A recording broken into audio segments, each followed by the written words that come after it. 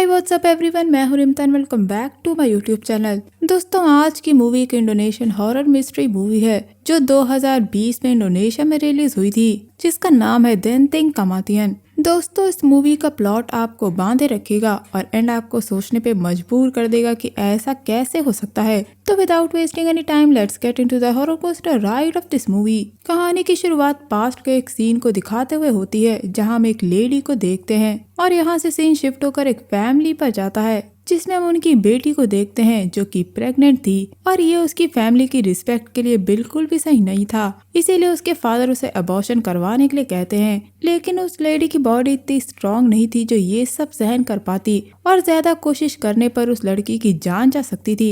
इसीलिए उसकी माँ उसके पास एक स्मॉल म्यूजिक बॉक्स को रखवाती है और उसे तब तक सुनने के लिए कहती है जब तक उसका खुद ही अबॉर्शन न हो जाए। लेकिन ऐसा कैसे हो सकता है? लेकिन वो दो ट्विंस को जन्म देती है और खुद मर जाती है, जिसके बाद उन ट्विंस में से एक थी रातू, जिससे उसका पिता काफी प्यार करता था, और दूसरी बेटी थी पुत्री, जिसे उसका पिता उसकी माँ का कातिल समझता था और उसे बिल्कुल भी अच्छे से ट्रीट नहीं करता था, बल्कि कोई भी उसे अच्छे से ट्रीट नहीं करता था, जिस वजह से उसके अंदर सबके लिए नफरत भर गई थी। और एक दिन जब वो उस म्यूजिक बॉक्स से खेल रही थी तो रातू उससे म्यूजिक बॉक्स से खेलने से मना करती है और उसे काफी भला बुरा सुना देती है, जिससे गुस्सा होकर पुत्री उसे धक्का दे देती है और उसे सीढ़ियों से गिरा देती है और रातू की ऑन द स्पॉट मौत हो जाती है। अपनी बेटी को मरा हुआ देखकर रातू के फादर पुत्री को काफी कुछ सुना देते हैं और अब उसे भी जान से मारने के लिए कहते हैं और थोड़ी ही देर बाद वो दोनों ही टेरेस से गिर के मर जाते हैं।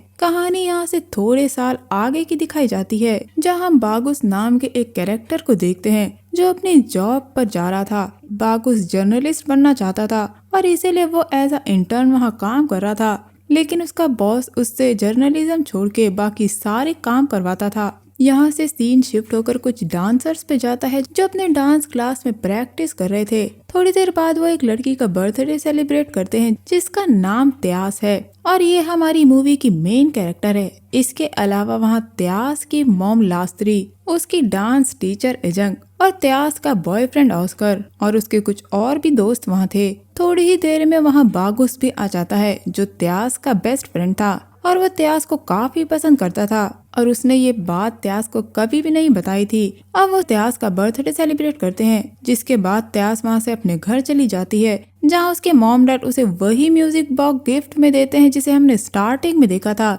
जिसे लेकर त्यास काफी खुश थी और अब वो उसे सुनने लगती है तो वहाँ की लाइट चली जाती है और जब त्यास उसे बंद करती है तो लाइट वापस आ जाती है, लेकिन त्यास इसे समझ नहीं पाती और इसे इग्नोर कर देती है। जिसके बाद हम त्यास और ऑस्कर को देखते हैं, जिसने त्यास को उसके बर्थडे पर उससे डेट पे चलने के लिए कहा था और अब वो दोनों काफी टाइम एक साथ बिता रहे थे और वो काफी खुश थे, पर उन्हें ये नहीं पता था कि उनकी ये खुशी ज्यादा टाइम तक नहीं टिकने वाली है। जल्दी त्यास के साथ ऐसा होने वाला था जिसका अंदाजा उसे तो क्या आपको भी नहीं है। कहानी ऐसे ही आगे चलती है और हमें एक दिन शाम को ऑस्कर को देखते हैं जो आर्चरी की प्रैक्टिस कर रहा था कि तभी उसे वहाँ किसी के होने का एहसास होता है और जब वो अपने एम के पास जाता है तो कोई उस पर उसी के एरोस चला देता है और उसकी ऑन द स्पॉट डेथ हो जाती है। अगले दिन जब त्यास को इसका पता चलता है तो वो खुद को संभाल नहीं पाती और काफी ज्यादा रोती है और वो एक फोटो के जरिए ये भी देख लेती है कि ऑस्कर की डेथ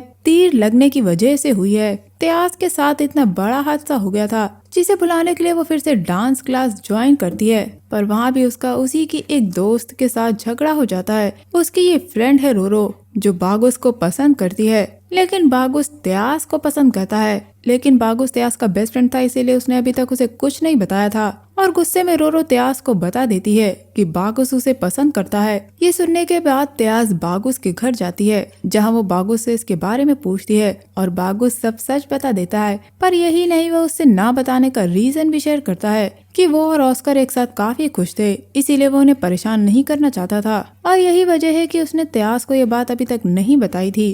वो कहता है कि त्यास उसके लिए हमेशा खास रहेगी और वो हमेशा त्यास के अच्छे और बुरे वक्त में साथ रहेगा। और शायद दोस्तों ये सच भी था, क्योंकि त्यास के अपनों का बुरा वक्त भी आ चुका था, क्योंकि उसी दिन रात को त्यास के फादर जब घर वापस लौट रहे थे तो उन्हें रास्ते में एक डांसर का घोस्ट हॉन्ट करता है, जिसे देखकर डर के मारे वो कार से बाहर निकलकर भागते हैं, पर उसी वक्त उनका एक्सीडेंट हो जाता है जिसके बाद उनकी भी वहीं मौत हो जाती है।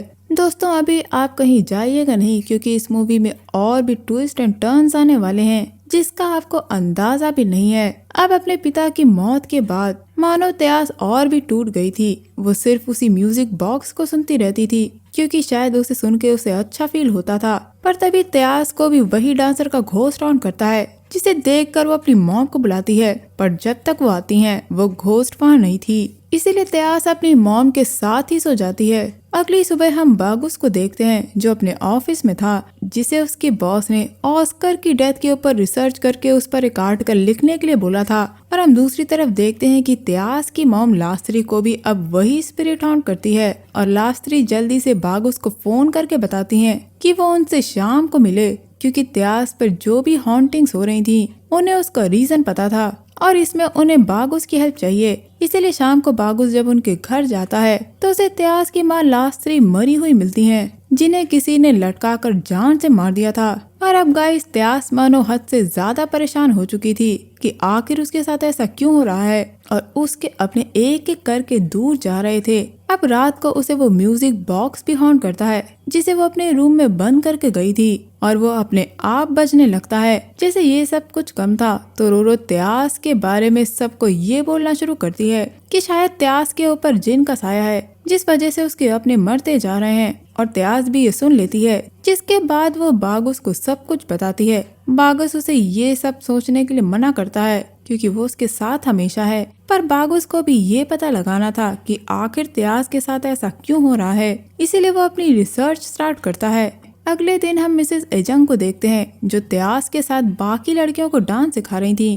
तो उन्हें भी वही डांसर घोस्ट हॉन्ट करती है, और तभी उन्हें कुछ याद आता है, इसीलिए वो एक फोटो एल्बम देखना शुरू करती हैं, जिसे देखकर उन्हें त्यास के पास्ट के बारे में कुछ पता चल जाता है। इसीलिए वो बागुस को एकेडमी बुलाती हैं, ताकि वो उसे त्यास के पास्ट के बारे में उससे बात कर सकें। लेकिन दोस्तों जब बागुस शाम को वहाँ आता है तो मिसेस एजंग उनकी एकेडमी में बेहोश मिलती हैं, इसीलिए वो उन्हें जल्दी से हॉस्पिटल लेके जाता है। हॉस्पिटल पहुंचने पर डॉक्टर उन्हें बचाने की काफी कोशिश करते हैं, और हमें पता चलता है कि उन्हें किसी ने जहर दिया था। यहाँ हम फ्लैशबैक के सीन से ये जान पाते हैं कि उस डांसर घोस्ट ने उन्हें हॉन्ट किया था, जिसके बाद वो बागुस को बेहोश मिली थी। अब हॉस्पिटल में मिसेस एजंग से त्यास मिलने आती है, जहाँ वो उनकी इस हालत की जिम्मेदार भी खुद को मान रही थी, इसीलिए वो उनके पास भी वही म्यूजिक बॉक्स चलता हुआ छोड़ जाती है, ताकि वो रिलैक्स फील कर सकें।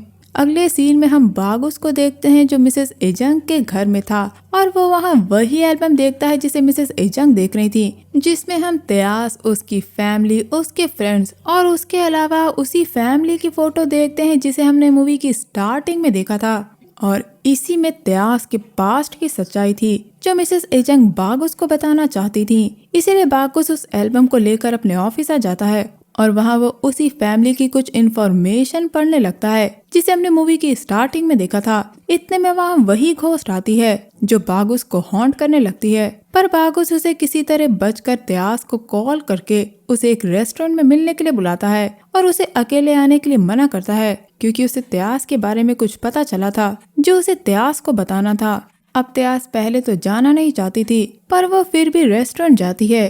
लेकिन काफी देर तक बागुस के न आने पर वो रोरो को अपने साथ लेके बागुस के ऑफिस जाती है, क्योंकि उसे बागुस की चिंता हो रही थी। रोरो सिर्फ उसके साथ बागुस के लिए ही वहाँ गई थी। अब पूरे ऑफिस को ढूंढने पर भी उन्हें बागुस का कुछ पता नहीं चलता। लेकिन रोरो को एक जगह जमीन पे काफी सारा खून गिरा दिखता है, तो शायद अब बागुस भी मर गया है। लेकिन पुलिस अभी भी बागुस को ढूंढ रही थी, और अगले दिन न्यूज़पेपर में बागुस की वांटेड होने की खबर भी दिखती है। इन सब से परेशान त्यास अपने डांस की प्रैक्टिस कर रही थी कि तभी उसे इस बार पुत्री की स्पिरिट हॉन्ट करती है, जिससे डर कर वो वहाँ से जल्दी से भाग जाती है।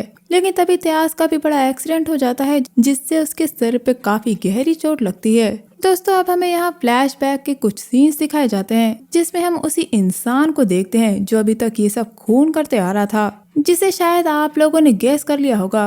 और अगर आपने गेस कर लिया है तो वीडियो को पॉज करके उस किलर का नाम कमेंट बॉक्स में लिख दीजिए, तो चलिए आगे बढ़ते हैं। दोस्तों किलर और कोई नहीं बल्कि त्यास थी। हाँ दोस्तों ये शॉकिंग है लेकिन रियल है। त्यास ने ही ऑस्कर, अपनी माँ मिसेस एजंग और लास्ट में बागुस को जान से मारा था। लेकिन होपफुली मिसेस एजंग को सही टाइम पे हॉस्पिटल ले जाया गया था और पुलिस को भी बागुस मिल गया था और वो भी त्यास के साथ सेम हॉस्पिटल में एडमिट था। अब आप सोच रहे होंगे कि त्यास ही क्यों, तो दोस्तों मैं आपको समझाती हूँ कि आखिर त्यास ही क्यों। क्योंकि यहाँ सबसे बड़ा ट्विस्ट आता है कि त्यास और कोई नहीं असल में पुत्री थी। जी हाँ गाइस, वही पुत्री जिसके पिता उसे उसकी माँ का हत्यारा समझते थे और जब वो टेरिस से गिरे थे तो पुत्री बच गई थी। लेकिन वो अपनी पुरानी सारी मेमोरीज भूल गई थी और तभी त्यास के फादर ने उसे गोद ले लिया था और उसे एक नया नाम दिया। उन्हें पुत्री के साथ साथ वो म्यूजिक बॉक्स भी मिला था, इसीलिए उन्होंने त्यास के बड़े होने पर उसे वो दे दिया। और गाइज अब सबसे बड़ा सवाल ये है कि आखिर पुत्री और वीकेंड से त्यास ने ही अपनी फैमिली को क्यों मारा। तो असल में गाइज पुत्री की परवरिश बिल्कुल भी अच्छी नहीं हुई थी और हर कोई उसे कातिल मानता था और यही चीज पुत्री के दिमाग में बैठ गई थी। बचपन वाले इंसिडेंट से उसकी याददाश्त चली गई थी तो उसने वो किलिंग्स छोड़ दी थी।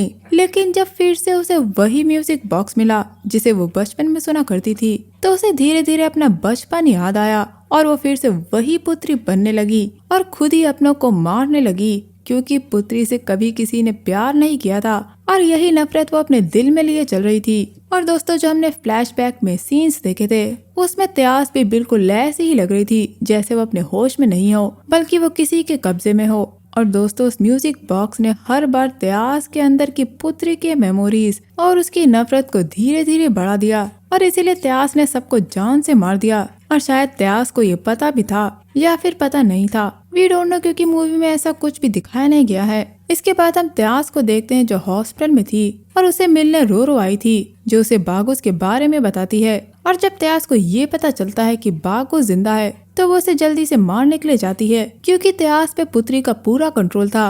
और जब त्यास वहाँ पहुँचती है तब बागुस को होश आ गया था और बागुस त्यास से रिक्वेस्ट करता है कि उसे उसकी वही पुरानी त्यास चाहिए जो हमेशा उसके साथ सब कुछ शेयर करती थी, जो बचपन से उसके साथ खेलती थी। और बागुस भी उसी पुरानी त्यास के लिए हमेशा खड़ा है। दोस्तों त्यास की ये बात सुनकर पुत्री भी पिघल जाती है और मूवी के लास्ट सीन में हम त्यास और बागुस को एक साथ देखते हैं। और अब त्यास पूरी तरह से पुत्री थी और बागुस उसका ख्याल रखता था और बस मूवी यहाँ एंड हो जाती है। दोस्तों नो डाउट मूवी अच्छी है और इसके ट्विस्ट भी काफी शॉकिंग है। मुझे पता है कि अभी भी आप ये जानना चाहते हैं कि आखिर वो घोस्ट कौन था और उसका क्या रोल था। तो गाइस वो म्यूजिक बॉक्स एक डांसर का था जिसकी मौत 29 साल पहले हो गई थी और जो भी उस म्यूजिक बॉक्स को सुनता था उस डांसर का घोस्ट उसे दिखने लगता था।